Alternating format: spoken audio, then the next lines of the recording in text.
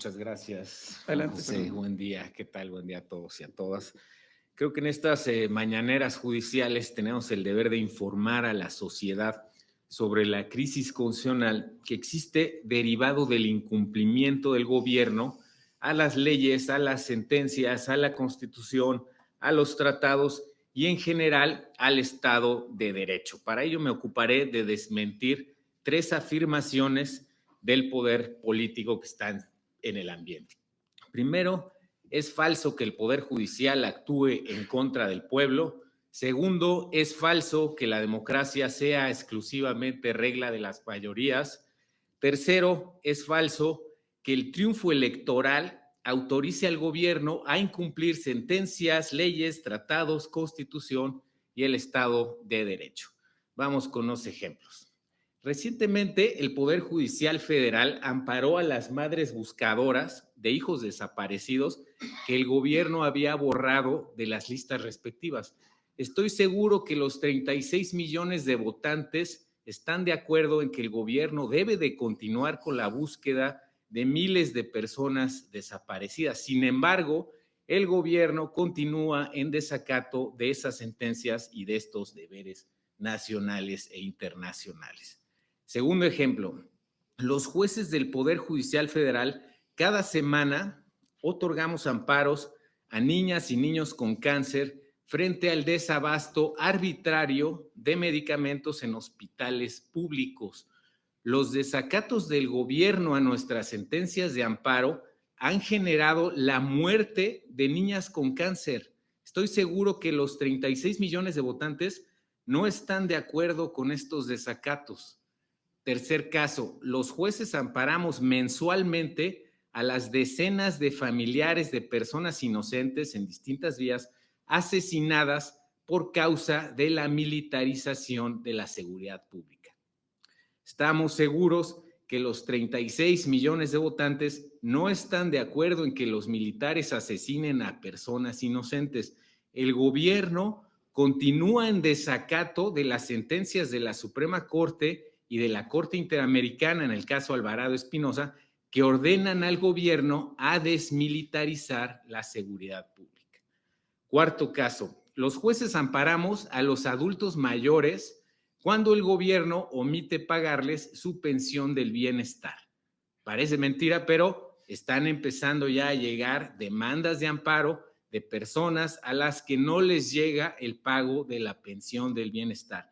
Esperemos que el gobierno sí cumpla con estas suspensiones. Quinto caso, los jueces amparamos a los periodistas que han sido denostados durante las mañaneras por cuestionar al gobierno. Sin embargo, el poder político, el Congreso, continúa en desacato a la sentencia de la Suprema Corte sobre la llamada Ley Chayote, que, como sabemos, propicia el control gubernamental de la prensa, como sucede en los estados totalitarios.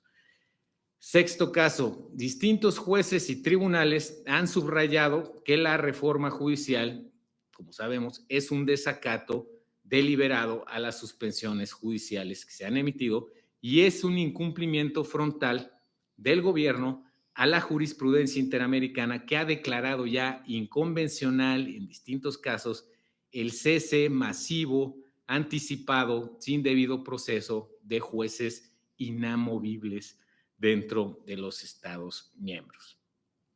Séptimo caso, los jueces de amparo dejamos en libertad, como aquí se ha dicho muchas veces, a las personas que son señaladas como delincuentes cuando no existen pruebas que acrediten su responsabilidad penal. Estamos seguros que 36 millones de votantes no apoyan que existan falsos culpables torturados en prisión por parte del gobierno, como se demostró en aquella sentencia dictada por el tribunal en Tamaulipas, ¿sí? A la fecha, el gobierno, debemos recordar, se encuentra también en desacato de las sentencias Sonpaxcle y García Rodríguez de la Corte Interamericana que obligan al Estado a retirar del sistema jurídico la prisión preventiva oficiosa.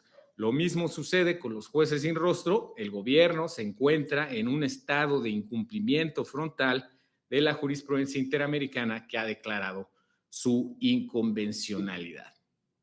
Octavo caso, los jueces amparamos a las personas que son víctimas de la falta de suministro permanente de agua, como sucede en Iztapalapa, e incluso existen suspensiones judiciales recientes por causa del suministro de agua contaminada. ¿Sí? Estamos seguros que 36 millones de electores no votaron por el suministro de agua contaminada. Esperemos que el gobierno cumpla con estas suspensiones y sentencias de amparo que garantizan el derecho humano de acceso al agua.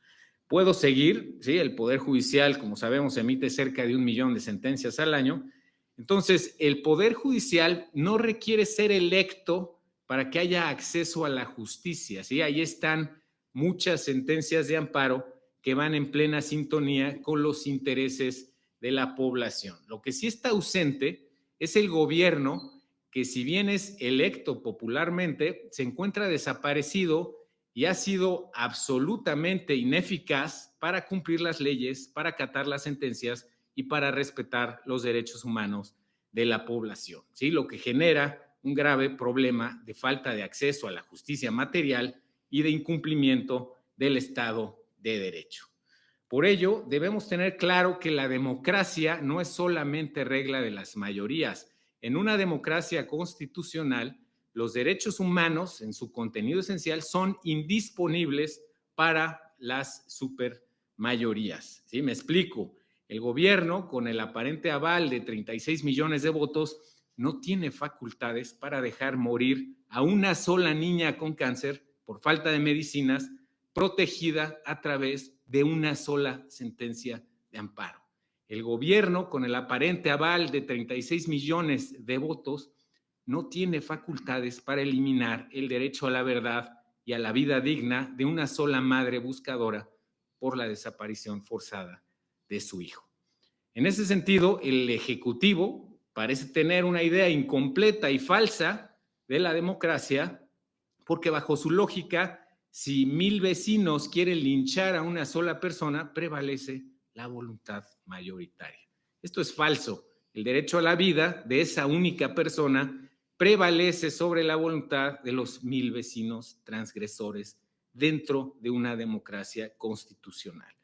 La presidencia, el Ejecutivo, nace de la Constitución y se encuentra sujeta al Estado de Derecho, en donde no tiene cabida la ley de la selva. Urge que los asesores del Ejecutivo corrijan a la presidenta en esto que todos creíamos que era tan elemental. Entonces, 3 conclusiones frente a la desinformación y propaganda del gobierno. Primera, es falso que el Poder Judicial vaya en contra de la democracia.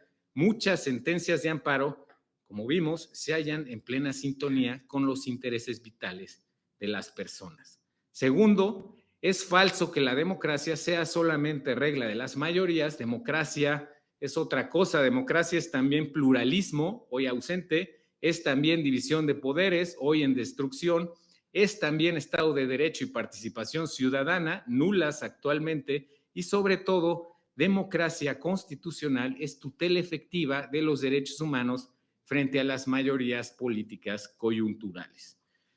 Tercera conclusión, la Constitución es un instrumento de racionalización y de equilibrio del poder.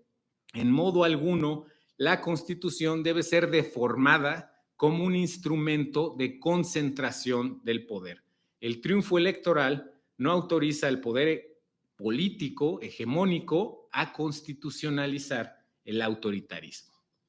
Muchas gracias, magistrado. Gracias a ti, Fernando.